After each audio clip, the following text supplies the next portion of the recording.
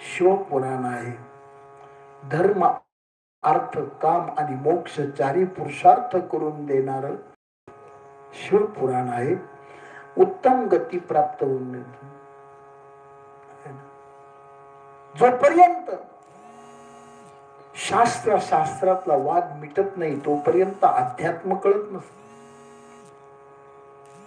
सगळा वादच चालू आहे.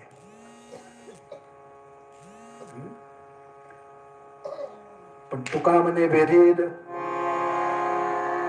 गेला वाद खंडणी देव तया जवळी असे पाप नासे दरुषणी. ज्याच्या ठिकाणी भेदभाव नाहीये अशा माणसाला नमस्कार केला तो पाप जातो. आणि ज्याच्याजवळ भेदभाव आहे त्याला नमस्कार करायचा आहे का नाही तुम्ही ठरवा.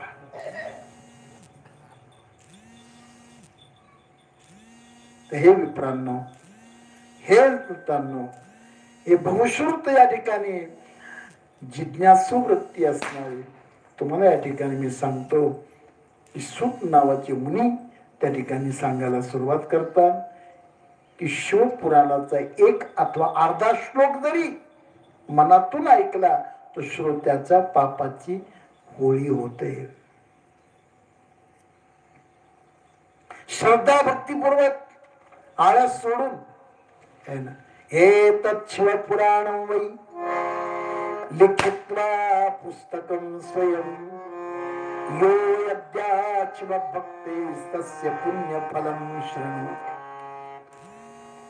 शिवपुराण जो नित्य पूजा करतो त्याला अश्वमेधाचं पुण्य मिळतं. आता अश्वमेध यज्ञ काय आपण करू शकत नाही, आणि करायचं असेल तर करू शकता, माझं काही म्हणणं नाही. परंतु शिवपुराण आणि अश्वमेध यज्ञ आपण काही करू शकत नाही है ना, पण शिवपुराणाची पूजा आपण करू शकतो. नित्य पूजा आपण करू शकतो. सर्व पापातून मुक्त होणारा. चतुर्दशीला उपोषण करावं आणि सभेमध्ये शिवगान उत्तम समजला जातो. कोणती चतुर्दशी? दर महिन्याला चतुर्दशी असते. शुद्ध कवद्य अमावस्याच्या अगोदर वद्य चतुर्दशी.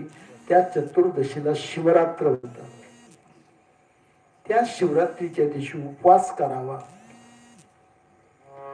आणि शिवपूजनाचा पाठ करावा. चतुर्दशीला उपोषण करून शिवगान करावं. तर या ठिकाणी व्यास म्हणतात की तो या जगामध्ये परम पूज्य जगी, तो जगामध्ये पूज्य आहे आणि त्याच्यामुळे जग पूज्य बनतो. चतुर्दशीला उपोषण करून श्रवण पठण करतो, रात्रंदिवस जागरण करतो, त्याला कुरुक्षेत्रामध्ये पुण्यक्षेत्रामध्ये सूर्यग्रहणाच्या वेळेला जेवढं पुण्य प्राप्त होतं तेवढं पुण्य शिवरात्रीच्या दिवशी शिवपुराणाचा पाठ किंवा शिवपुराणाचं पूजन केलं, शिवपुराणाचा एक श्लोक जरी ऐकला तरी त्याला कुरुक्षेत्रावर सूर्यग्रहणाच्या वेळी जे कर्म केल्यानंतर पुण्य मिळतं ते पुण्य त्याला मिळते. एवढी सूट दिलेली आहे. म्हणून हे शिवपुराण उत्तम गती देणार आहे. जो याचा श्रद्धापूर्वक भक्तिभावाने ऐकतो, कारण या शिवपुराणामध्ये व्यासांनी सगळं भरलेलं आहे. सगळं म्हणजे ज्ञान आहे, वैराग्य आहे, भक्ती आहे, उपासना आहे. कारण हे दुकान कुणाचे? हे व्यासांचं दुकान आहे.